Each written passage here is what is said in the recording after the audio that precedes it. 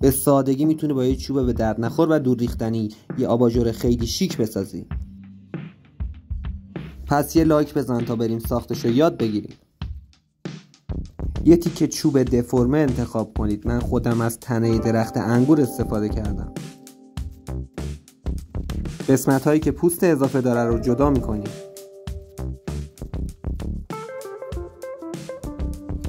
قسمت پایین چوب رو با یک اره به صورت کاملا صاف برش میدیم.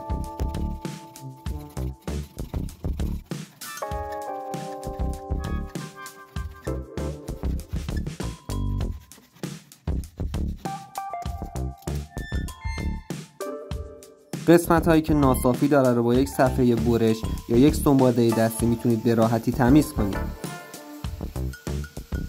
سطح هایی که برش زدیم و حتما به خوبی سنباده بزنید تا وقتی که به اون روغن میزنید کاملا درخشان بشه.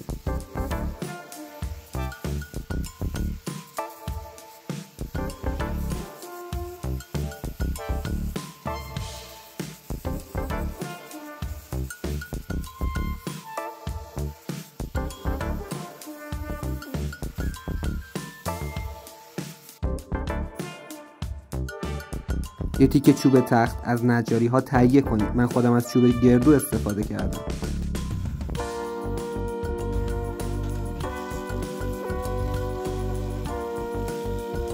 سطحشو کاملا ساب بزنید و ترجیحاً ساب آخر رو با سنباده نرمتر انجام بدید.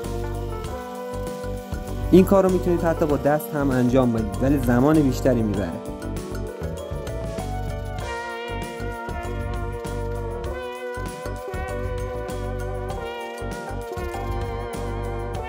حالا یک سرپیچ، 2 متر سیم و یک دوشاخ نیاز دارید.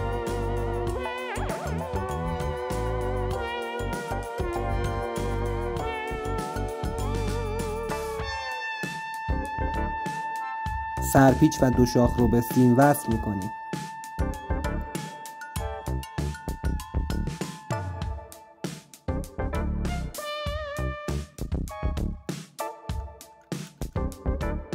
چند متر نخ کنفی بیارید و به خوبی دور سیم و سرپیچ بپیچید. این نخهای کنفی هم میتونید از همه خروزی ها تهیه کنید.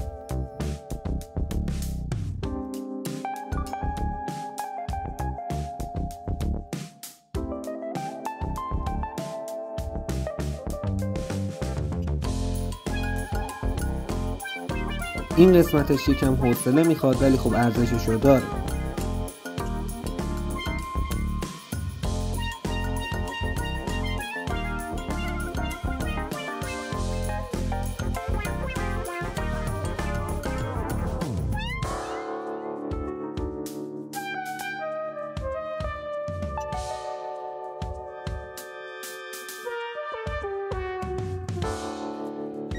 به صورتی که داخل تصویر میبینید با مته چند تا سوراخ عمودی روی تنه و چوب بزنید.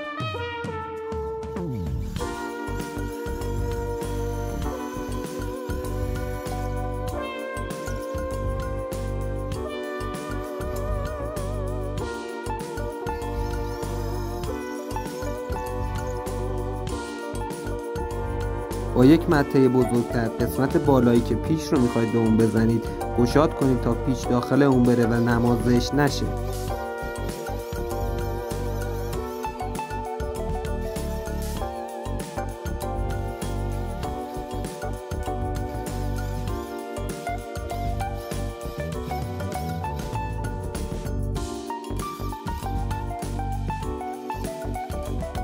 حالا چند تا پیچ 6 سانتی MDF بردارید و اون رو به چوب محکم کنید.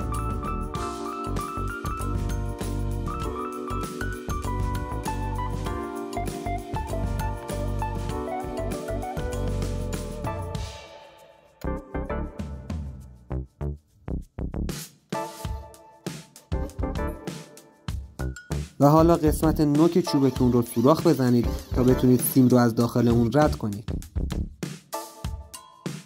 یک روغن جلا از ابزارالاتیا تهیه کنید و به خوبی به چوب بزنید. من از روغن جلای معمولی استفاده کردم چون رنگ چوب درخت مو خودش قرمزه. ولی اگه شما از چوب سفیدتری استفاده میکنید میتونید از روغن جلای رنگدانه‌دار استفاده کنید.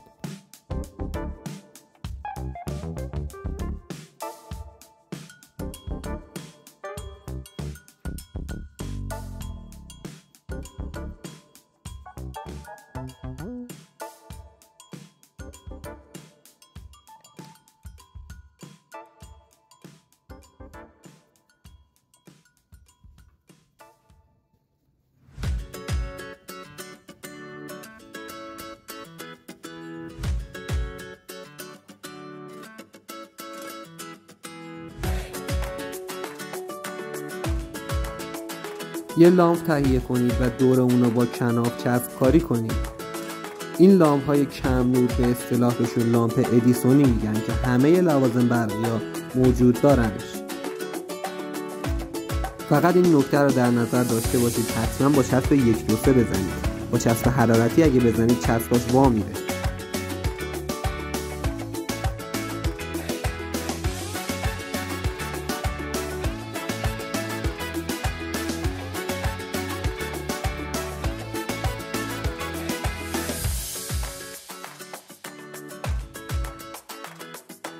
و به همین راحتی شما میتونید یه آباژور فوق‌العاده شیک خودتون توی خونه درست کنید.